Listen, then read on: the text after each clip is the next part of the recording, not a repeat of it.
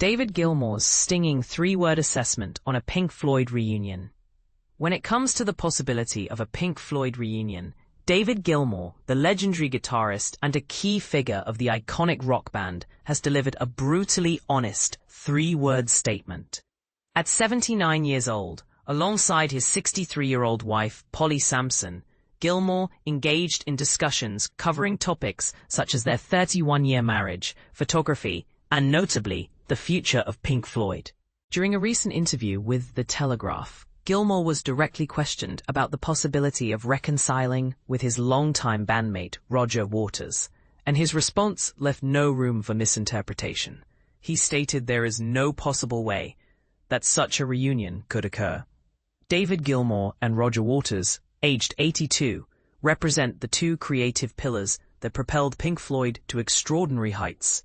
However, their relationship has been marred by a well-documented feud since Waters departed from the band in 1985. Despite a brief moment of reconciliation in 2008, Gilmour stands firmly against any chance of future collaboration, making his position clear. "There is no possible way that I would do that," he reiterated in his conversation with The Telegraph, signaling the deep rift between them. A long-standing dispute between Waters and Gilmour. The iconic band that produced one of rock music's most pivotal albums, The Dark Side of the Moon, is unfortunately not immune to the kind of conflicts that plague many musical acts. The saga of Gilmour and Waters' feud dates back to the phenomenal success of their 1973 project, The Dark Side of the Moon. The band went on to create several other defining albums, such as The Wall, Wish You Were Here, and Animals. By 1985, ongoing creative differences had escalated to the extent that Waters decided to leave Pink Floyd in pursuit of a solo endeavor. Notably, during this period, Waters sought to officially dissolve Pink Floyd, a request that was ultimately dismissed by the High Court. The feud between Waters and Gilmour remained relatively subdued until the band briefly reunited in 2005 for a performance. In a revealing 2018 interview with Rolling Stone, Pink Floyd's drummer Nick Mason shared his thoughts on the contentious relationship between the two iconic musicians. "In my opinion, it's a rather strange situation. The main issue seems to be that Roger doesn't really hold David in high regard. He places immense value on songwriting, considering it to be the heart of the music, while downplaying the significance of guitar solos and vocals. I believe Roger feels quite frustrated that he left the band, expecting it would collapse without him, but it didn't." A renewed public dispute, the feud flared up once again in 2022, following the Russian invasion of Ukraine.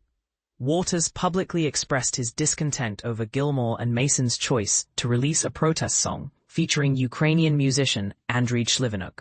He remarked, "Pink Floyd is a name I used to be associated with. That was a monumental time in my life. To see that name connected now to concepts like this, proxy war, it saddens me. They haven't effectively demanded for an end to the conflict. It feels as if they are merely waving a flag without substance." In response to Waters' remarks, Polly Sampson took to X, previously known as Twitter, asserting, "Unfortunately, at Roger Waters, you are deeply anti-Semitic at your core. Furthermore, you are an apologist for Putin and a lying, thieving, hypocritical, tax-avoiding, lip-syncing, misogynistic, envious megalomaniac. Enough of your rubbish." David then retweeted her message, adding, "Every word is undeniably true." When asked if her opinion on Waters had shifted since her vehement tweet 3 years prior, Polly immediately stated, "No, no." David supported her position, reiterating, "Exactly the same. Every word is undeniably true," emphasizing their shared sentiments regarding his former bandmate. But here's where it gets controversial.